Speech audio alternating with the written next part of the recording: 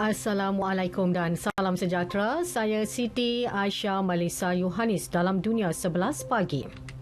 Korea Utara terus melakukan provokasi terhadap jirannya, Korea Selatan, dengan melancarkan 4 lagi peluru berpandu balistik. Ia dibuat ketika ratusan pesawat perang Amerika dan Korea Selatan termasuk pengebom berat B-1B menyertai latihan yang disifatkan Pyongyang sebagai agresif dan provokatif. Ketua Staf Bersama Korea Selatan memaklumkan mereka mengesan 4 peluru berpandu balistik jarak dekat yang dilancarkan dari Tongrim di wilayah Pyongyang Utara ke Laut Barat. Provokasi berlarutan daripada Pyongyang itu merupakan tindak balas kepada latihan ketenteraan terbesar antara Washington dan Seoul. Polis sempadan Belanda menahan ratusan aktivis alam sekitar yang menceroboh lapangan terbang Schiphol, Amsterdam. Mereka dikesan memenuhi landasan kapal terbang serta menghalang laluan sebuah pesawat peribadi serta pesawat pengangkut C-130 milik tentera udara diraja Kanada. Protes yang dianjurkan kumpulan alam sekitar Greenpeace itu turut meletakkan puluhan basikal di laluan lapangan terbang. Ia dibuat ketika dunia sedang bersiap sedia menghadapi sidang kemuncak iklim Pertubuhan Bangsa Bersatu PBB di Mesir hari ini. Jurucakap kumpulan itu, Tessel Hofstede, mendakwa aktiviti penerbangan merupakan antara pencemaran alam sekitar terbesar di dunia. Ketua Hak Asasi Manusia PBB, Volker Turk, menggesa pemilik baharu Twitter, Elon Musk, supaya menghormati hak asasi manusia. Ia susulan tindakan manusia terkaya di dunia itu yang memecat kira-kira 7,500 pekerja syarikat berkenaan Jumaat lepas. Menurut Turk, sebagai pemimpin, Musk seharusnya menjadikan hak asasi manusia sebagai perkara yang perlu dihormati di syarikatnya.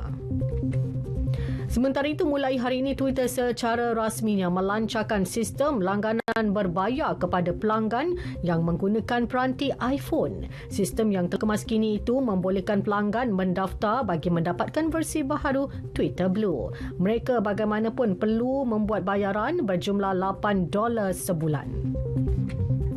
Sekurang-kurangnya seorang maut manakala beberapa individu lain hilang selepas puting beliung membadai negeri-negeri di selatan Amerika Syarikat merangkumi Oklahoma, Texas dan Arkansas. Gubernur Oklahoma, Kevin Stitt, memaklumkan individu yang maut itu merupakan seorang lelaki berusia 90 tahun. Di utara Texas dianggarkan 50 rumah rosak atau musnah. Terdapat juga penduduk yang menerima rawatan di pusat perubatan wilayah Paris. 2 daripadanya kritikal. Operasi mencari dan menyelamat ketika ini tertumpu di bandar Idabel yang menjadi penempatan 7,000 penduduk. Penyanyi terkenal Amerika Syarikat Aaron Carter meninggal dunia di usia 34 tahun. Carter yang terkenal dengan album hitnya Aaron's Party, Come Get It, ditemukan meninggal dunia dalam tak mandi di kediamannya di Lancaster, California malam tadi. Punca kematian masih dalam siasatan. Beralih ke bola sepak Liga Perdana Inggeris, Manchester City melonjak ke puncak Liga apabila meraih kemenangan dramatik 2-1 sewaktu berdepan Fulham. Penyerang Erling Haaland muncul wira setelah menjaringkan gol kemenangan menerusi sepakan penalti pada waktu kecederaan sekaligus menjadi gol ke-23 miliknya dalam 16 penampilan bersama skuad The Citizen. Secara keseluruhan, skuad bimbingan Pep Guardiola itu mengumpul 32 mata. Arsenal yang dibezakan 1 mata di kedudukan kedua berpeluang merampas semula kedudukan itu dalam pertemuan menentang Chelsea malam ini. Keputusan lain, Brighton menewaskan Wolverhampton 3-2, Leeds United mengalahkan Bournemouth 4-3, Nottingham Forest seri 2-2 ketika menerima kunjungan Bradford.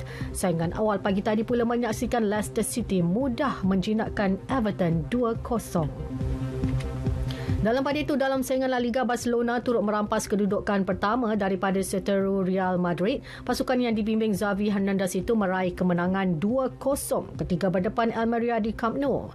Kemenangan membolehkan Barcelona mengumpul 34 mata, berkelebihan 2 mata berbanding Real yang kurang 1 perlawanan. Real bagaimanapun berpeluang merampas kedudukan itu apabila dijadual berdepan Rayo Vallecano Selasa depan. Sekian berita yang disunting oleh Jalaluddin Baharin dari Pusat Berita RTM.